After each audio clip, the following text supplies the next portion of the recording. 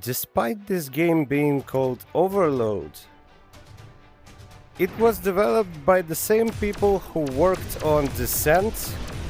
It features weapons from Descent, enemies from Descent, level structure from Descent. The vessel that you control is from Descent too, what a surprise! And even heads-up display that you can see before you. And the form factor of cockpit, it's all from Descent 2. And you know how it is. If something looks like a duck, and poops like a duck, and quacks like a duck, and fucks like a duck, we usually tend to assume that we're looking at a duck.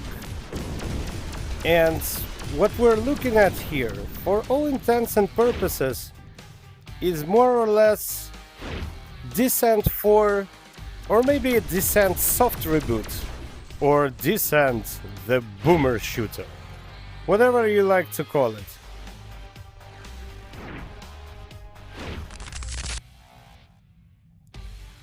I think the overload thing happened because the Descent IP stuck in some kind of legal limbo, like IPs tend to do. But this is a Descent game through and through. It features a campaign with more than a dozen levels that function exactly as you would expect Descent levels to function. You dig into some kind of a mining or a research facilities full of rogue drones. You kill them. You search for a security case to get you through all the necessary doors to get you to the reactor core. And then you destroy a reactor core and everything that gets in your way. And then you try your best to escape the level in a very timely manner, because everything is going to explode. And that's your basic gameplay loop for both Descent and Overload.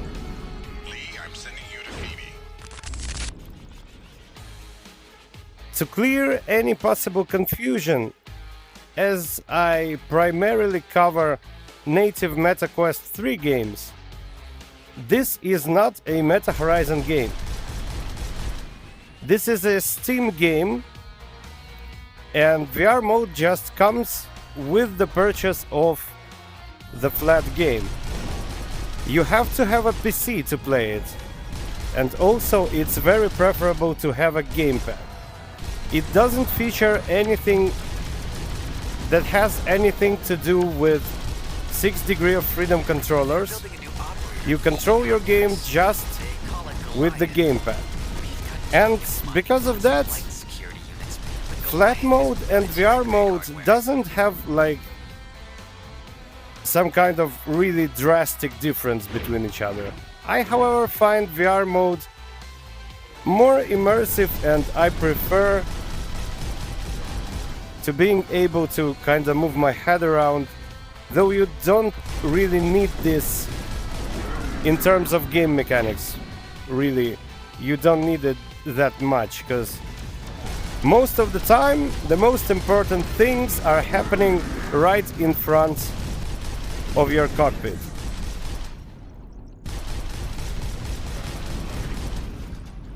By the way, this is not the best way this game can possibly look graphically in VR, because my PC is not a high-end PC. I have only like 8 GB video card, and my motherboard is really old, and I don't have much operative memory, so this game can look way fancier in VR just on the better PC.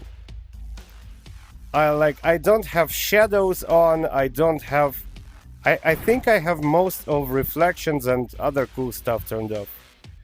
But I still prefer to play in VR because I really find it way more immersive.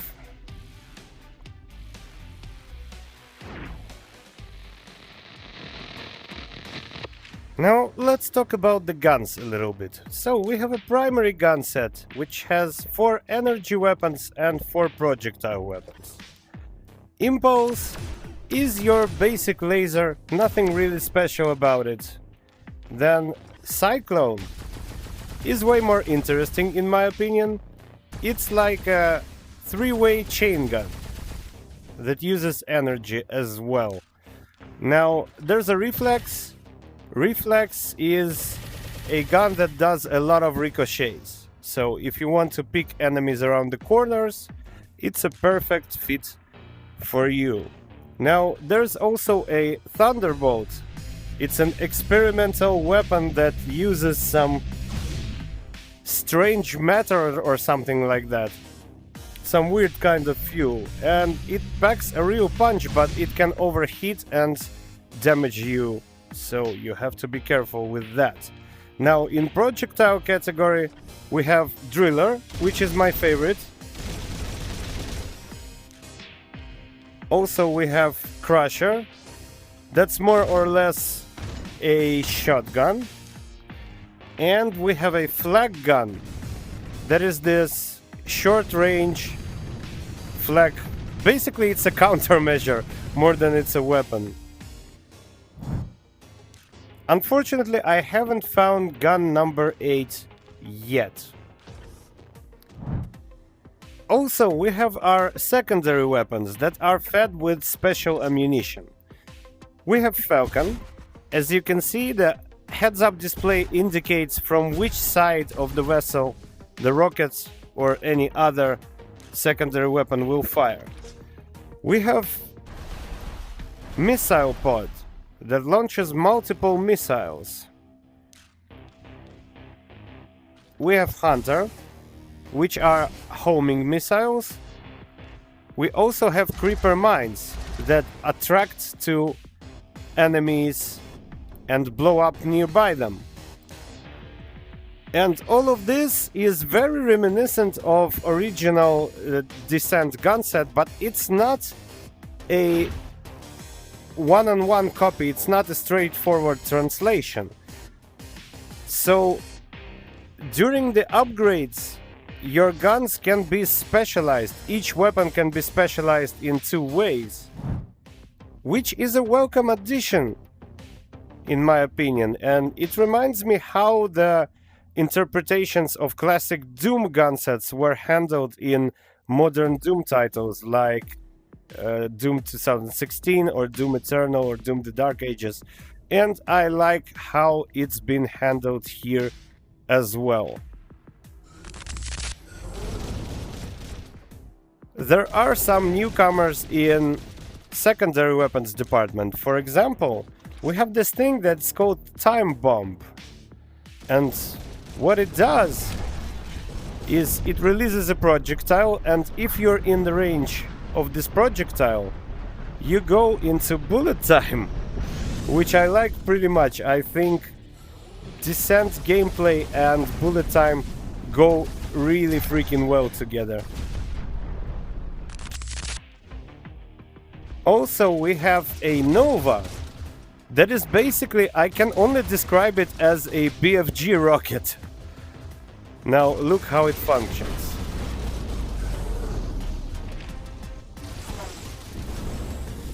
So it's green, and it releases multiple projectiles that eliminate enemies. And also we have a Devastator, which is the most boring one because it's just a rocket with a big ass explosion.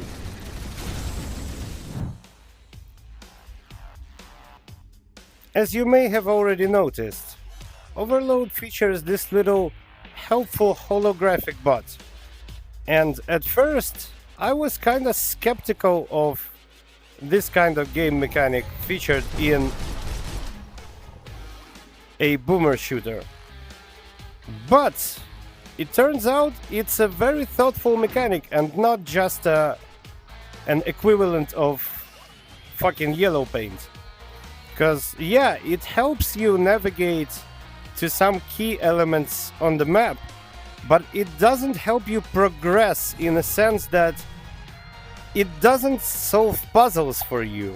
It can find you a way to something, but if there's force field in the way, it can't go any further, and you have to figure out yourself what to do with things. So I find this holographic drone really helpful, and it's saving you a lot of time on doing routine things, but it doesn't fuck with game mechanics, and it doesn't make exploration less interesting in any way.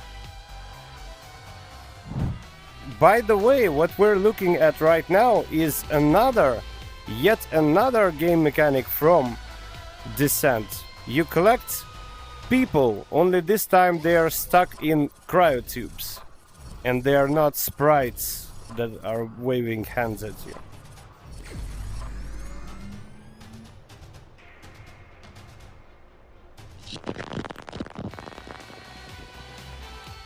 Overload has an upgrade system, and to unlock upgrades you have to find the upgrade points, like this one. They are usually scattered across the levels, and some of them are hidden in secret places, so it's kind of like in immersive sim kind of games, like Celico. Your upgrades depend on how good you are in navigating the levels, solving puzzles, and other such things.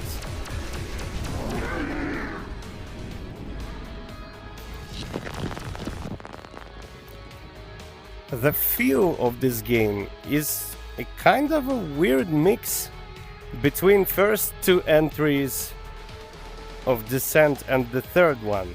But it's a mix that I kinda dig. Level structure feels almost exactly as Descent 1 and 2 felt. But the movement and combat features some floatiness from the third entry that I kinda appreciate, considering all combat mechanics. Let's just put it like this. If I wouldn't know that Overload exists, and someone would ask me just to imagine in my head how the modern Descent game should look and feel, I would definitely imagine something that is very close to what you're seeing right now.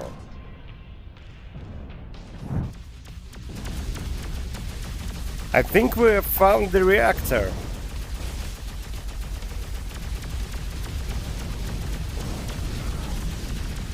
Oh, we're blowing this shit up, alright? Now the drone would be really helpful. Help me find an exit. Let's try to stay alive. The extraction sequence is kinda nerve-wracking. But that's how it should be, right? Oh, I can feel this amount of screen shaking. Yeah! We made it out! Wonderful! Fantastic!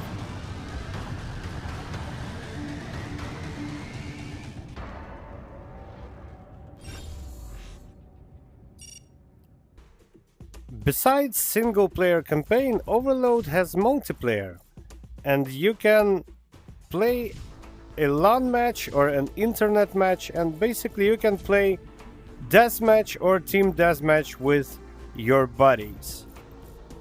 And besides that, there's a challenge mode, which is fairly traditional for boomer shooters of the current day.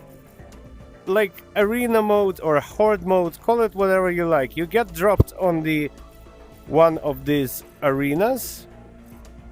Oh, I've unlocked much more of them than I had previously.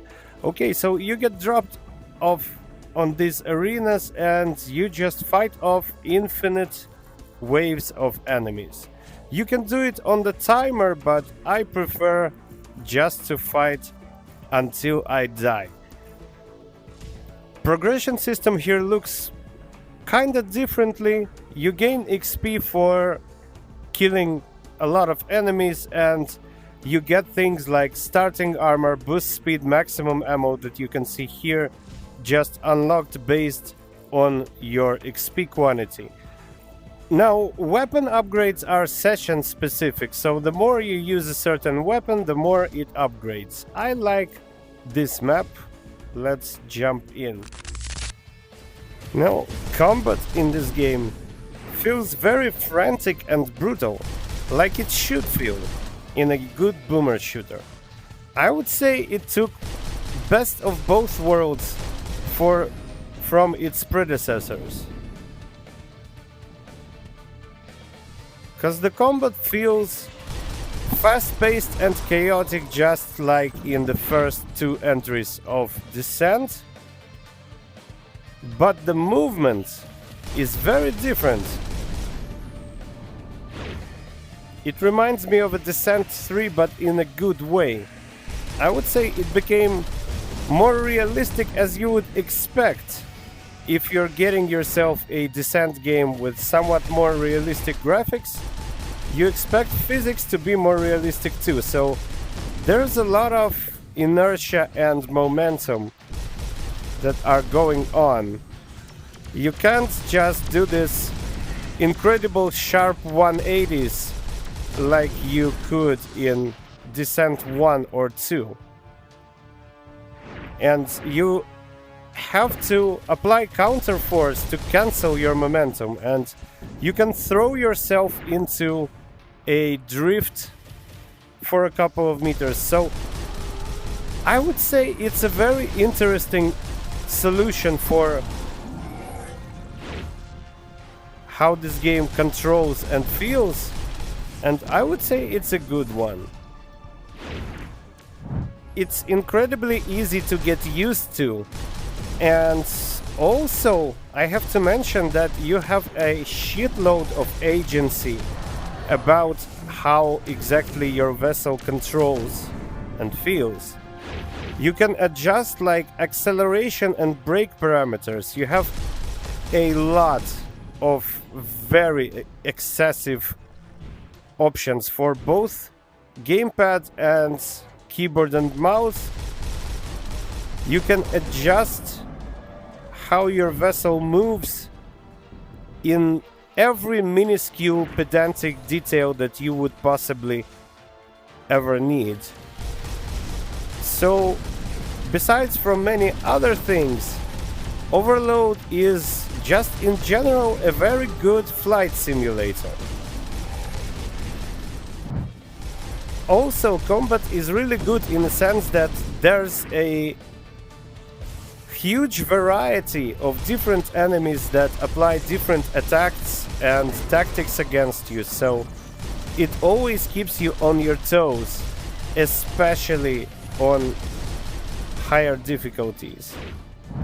But the controls are so customizable and so easy to get used to that it makes experience very smooth and pleasant overall. The only issue I have with combat is really with the visuals. As you have already noticed, I bet, when I destroy my enemies, they produce a lot of visual clutter, a lot of sparks, a lot of debris, and this parameter is even adjustable at the options, but we are looking here at a minimal amount, and sometimes even this minimal amount is kinda too much for me. It's one thing if you're fighting just a couple of enemies at a time, but if you get yourself in a serious ugly mustard and you are surrounded by bots and you have to fight your way through them, and sometimes it just comes to a situation in which you can't see jack shit, And because of that, you can sometimes lose just because you lost any semblance of visual orientation, and it sucks. Don't get me wrong, special effects that produce a lot of visual clutter can be really fun and Hollywoodish at times.